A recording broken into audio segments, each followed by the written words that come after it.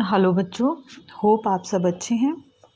तो आज हम करने जा रहे हैं chapter number 2 from the book first flight. The name of the chapter is Nelson Mandela, a long walk to freedom, which is written by Nelson Mandela itself.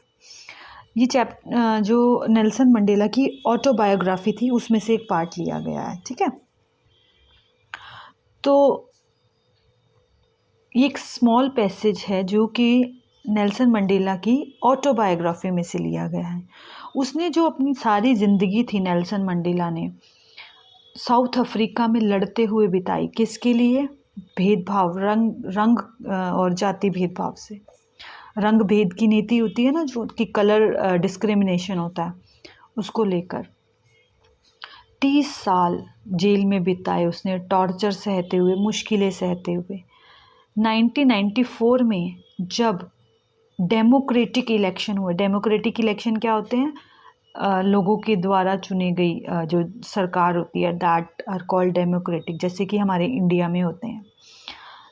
उसकी जो पार्टी थी, उसकी पार्टी को सबसे ज़्यादा वोट मिले साउथ अफ्रीका में, और वो साउथ अफ्रीका का, अपने नेशन का, अपनी कंट्री का पहला ब्लैक प्रेसिडेंट बना था। तो इस जो चैप्टर में हम पढ़ेंगे, ये एक्चुअली हमारे लिए एक चैप्टर है, लेकिन उसमें से एक पैसेज लिया गया कि उसने कितना ज़्यादा फेस किया था, और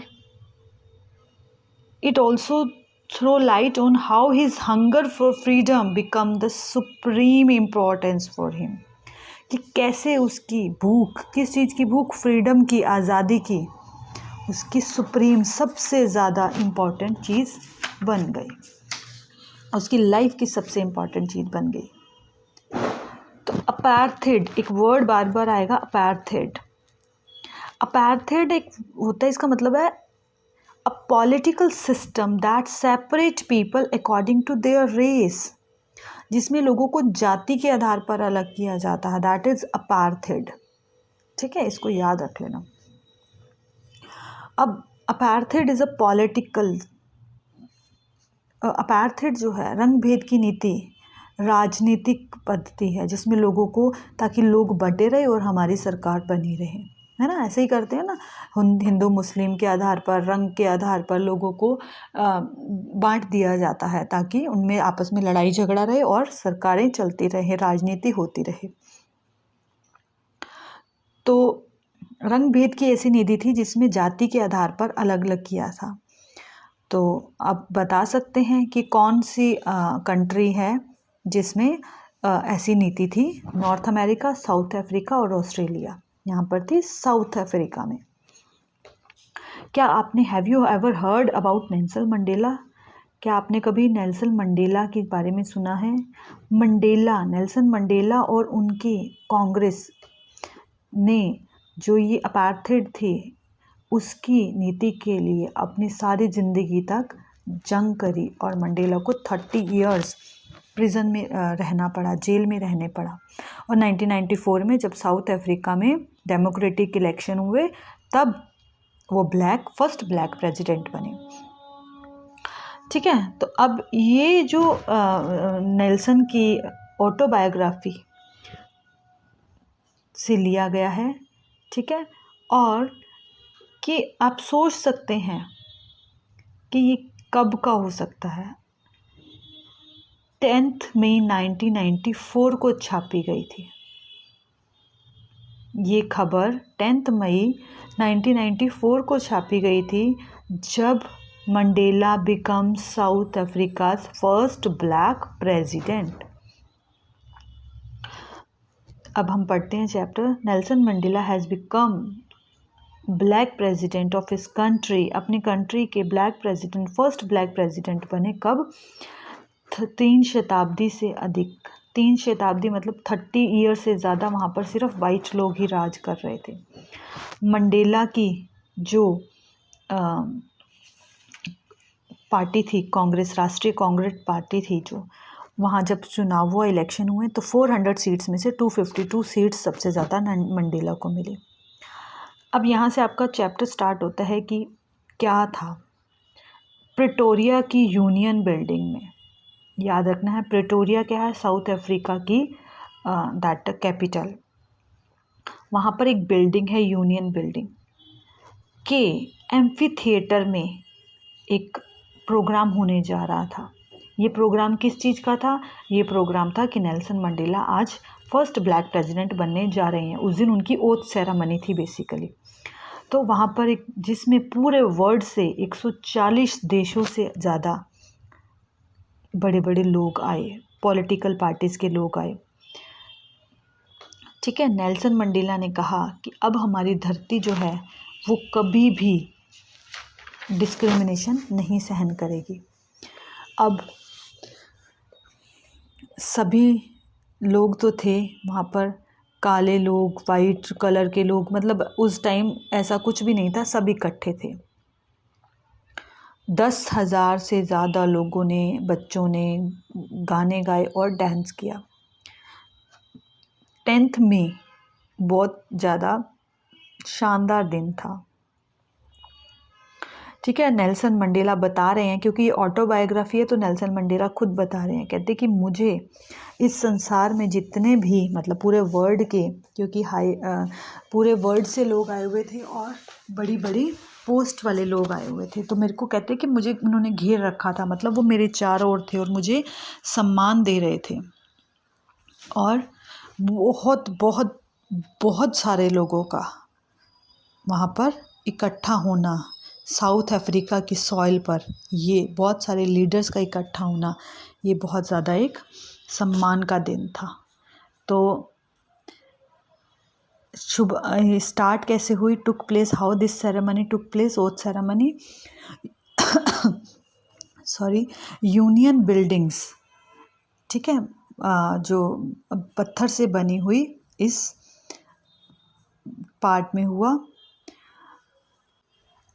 काफ़ी ईयर्स तक, मतलब काफ़ी ईयर्स, काफ़ी डेकेड्स तक, 10 डेकेड मीन 10 ईयर्स का, कितने सारे डेकेड्स तक यहाँ पर सिर्फ वाइट लोगों ने ही राज किया था। और अब यहाँ पर अलग अलग कलर के लोगों का राज होने वाला था, मतलब सिर्फ वाइट पीपल ही राज नहीं करेंगे, अब ब्लैक लोगों का भी राज होने वाला था। उस दिन जो नेल्सन मंडेला, उनके साथ उनकी बेटी थी जिनानी, उनकी बेटी का नाम था जिनानी। सबसे पहले मिस्टर डी क्लार्क को सेकंड प्रेसिडेंट की ओथ दिलाई गई, शपथ। उसके बाद थाबो म्बेकी ने फर्स्ट की ली, क्या ली, ओथ ली। उसके बाद जब नेल्सन मंडेला कहते हैं कि मेरी बारी आई, तो मैंने अपने संविधान को पालन करने का वचन दिया और कहा कि मैं अपने लोगों के प्रति समर्पित हूँ, ठीक है, और मैं कभी भी अपने देश के लोगों को किसी भी चीज़ से सफ़र नहीं होने दूंगा। वो कहते कि आज एक ऐसे युग का आरंभ हो रहा है जिससे सारी की सारी मानवता को गर्व होगा।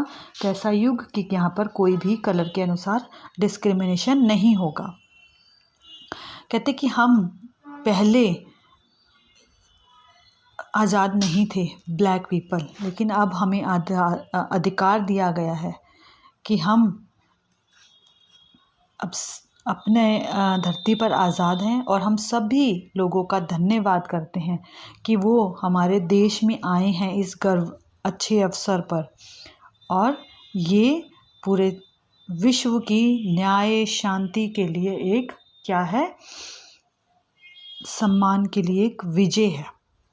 वो कहते हैं कि आखिरकार we have at last achieved political freedom, हमने राजनीतिक स्वतंत्रता प्राप्त कर ली है।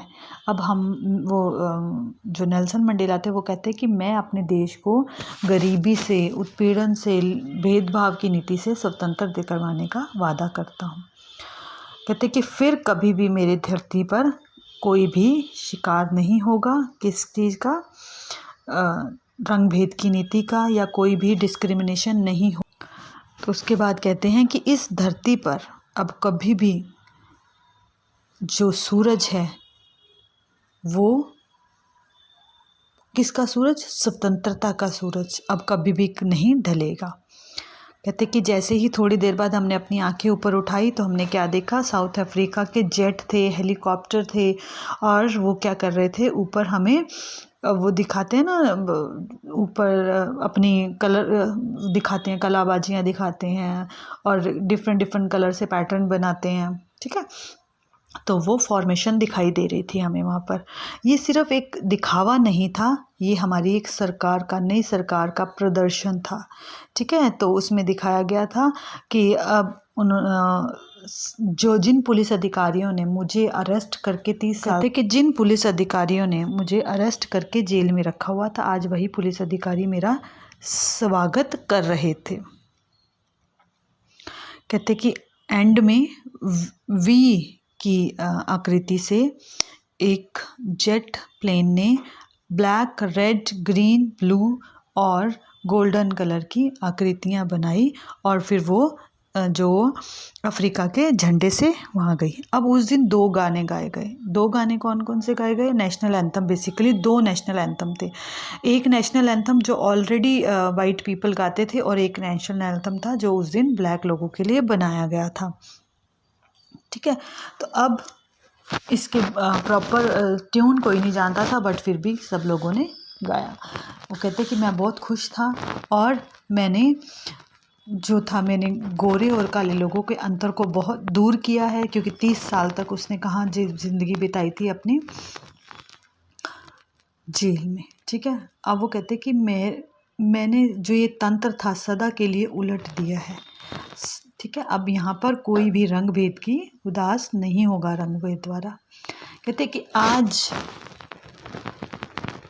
कोई भी इंसान हमारी कंट्री में जो परेशान था सिर्फ इन्हीं कारणों से, अब वो इस कारण से परेशान नहीं हो पाएगा। आज के बाद कभी भी हमारा झुकने का दिन नहीं आएगा, मतलब हमारी स्वतंत्रता हमारे साथ रहेगी। वो कहते कि मेरी जो कुर्बानी थी वो रंग लाई है। अब कहते कि मेरे देश के लोगों ने, अब ये कौन कह रहा है, ये सारी बातें कौन कह रहा है? नेल्सन मंडेला, क्योंकि ये ऑटोबायोग्राफी है। कहते कि मेरे देश के लोगों ने के मन में जो रंग भेद की नीति और जाति पाति के कारण जो जख्म पैदा हो गया है, इसको ठीक होने में थोड़ा टाइम तो लगेगा, लेकिन ये इसके बाद दोबारा कभी भी नहीं हो पाएगा, ठीक है। वो कहते हैं कि हमारी हृदय से धैर्य, बुद्धि, उदारता कभी भी ना जाए, है ना। तो कहते हैं कि मेरा जो देश है मिनरल्स में रिच है, मेरी ज़मीन के नीचे दबे हुए हैं, लेकिन मैंने क्या माना है कि मेरी देश की धरोहर, असली मिनरल्स, असली धरोहर कौन है? देशवासी हैं, यहाँ के लोग हैं, यही महान संपदा है, ठीक है, यही हीरो से भी अधिक है। कहते कि मैंने धैर्य सीखा, मैंने ये भी देखा है कि औरतें अपने देश के लिए अपनी जान को जोखिम में डाल रही हैं, अपनी जान की बाजी लगा देती हैं, इतनी सारी मुश्किलों को सहन करती हैं, लेकिन फिर भी अपने देश को बचाने के लिए अपनी जान बाजी पर लगा देते हैं। कहते कि मैंने क्या सीखा है कि धैर्य, डर की धैर्य जो होता है, धैर्य क्या होता है? हम जो सहन करते हैं, सहन शक्ति जो होती है हमारी, धैर्य रखना किसी चीज़ को, वो हमारे डर को नहीं बताता कि चुप है तो डर है, डरे हुए हैं, नहीं, बल्कि ये बताता है कि हमने डर के ऊपर विजय पा ली है, इसलिए हम चुप हैं। वो बहादुर आदमी नहीं है जो डरा हुआ है, वो बहादुर आदमी है जो कि इस पर विजय, डर पर विजय प्राप्त कर लेता है। और जब नेल्सन मंडेला छोटे थे ना बेटा, तो अब तो ये तो वो सारे बता रहे थे कि कैसे कैसे मेरे लिए, मेरे देश, वो सब बता रहा था अपने भाषण में कि मेरे देश के वासी ही मेरी असली संपदा हैं, हमें डरना नहीं चाहिए, धैर्य रखना चाहिए, डर पे विजय प्राप्त करनी चाहिए। तो अब जो वो कहते हैं कि मैं जन्म से ही स्वतंत्रता को लेकर भूखा नहीं पैदा हुआ था। अब वो थोड़ी सी अपनी बचपन की बातें बताएगा। वो कहते हैं कि वो जब उसकी मदर थी, झोपड़ी में रहते थे, ये बहुत गरीब थे, तो ये एक नदी में रहने के लिए, नदी में तैरने के लिए स्वतंत्र था, ठीक है। और मतलब वो कहते हैं कि मैंने अपने पिताजी के साथ अपने कबीले के रीति रिवाजों का भी पालन किया, ठीक है। मुझे भगवान को मानने के लिए भी इतना ज़्यादा वो नहीं किया गया कि भगवान को मानो, ऐसे करो ऐसे करो। कहते हैं कि जब मैं जैसे जैसे बड़ा हो गया तो मेरी स्वतंत्रता मुझसे छीन ली गई। क्यों? पहले कहते हैं कि फिर मुझे उस चीज़ की भूख होने लगी, नहीं मुझे स्वतंत्र होना है, क्योंकि वहाँ ब्लैक लोगों को बंदी माना जाता था, बंधक माना जाता था। कहते हैं कि पहले मैं जब बचपन में था तो मेरी स्वतंत्रता क्या थी, हाय काश मैं रात को अपने घर से अकेला भाग जाऊँ, ठीक है, अकेला घूम लूँ, जहाँ जाऊँ वहाँ पढ़ सकूँ। तो लेकिन जैसे ही मैं बड़ा हुआ तो मैंने क्या देखा, मेरे बहन भाई भी स्वतंत्र नहीं थे। तो अब मैं इस स्वतंत्रता को चाहता था। फिर उसी तरह जैसे ही वो बड़ा हो गया और उसने क्या किया, उसके जीवन को अपने एक साहसी पुरुष के रूप में बदल दिया और उसने कानून के दायरे में ही रहकर काम किया। और उसने फिर क्या देखा कि मेरे देश के वासी भी स्वतंत्र नहीं हैं, तो फिर ये उसके अंदर एक स्वतंत्रता की भूख जागी, ठीक है ना। उसने कहा कि अब हमारे देश में स्वतंत्रता नहीं छीनी जाएगी जैसे कि पहले छीन ली जाती थी। अब ये स्वतंत्रता का सूरज जो है वो हमेशा ही कायम रहेगा, ठीक है। होप आपको ये चैप्टर समझ आ गया होगा। Read the chapter thoroughly. फिर भी अगर कुछ पूछना चाहते हो इससे रिलेटेड तो you can ask me. Thank you बेटा, बाय बाय, टेक केयर।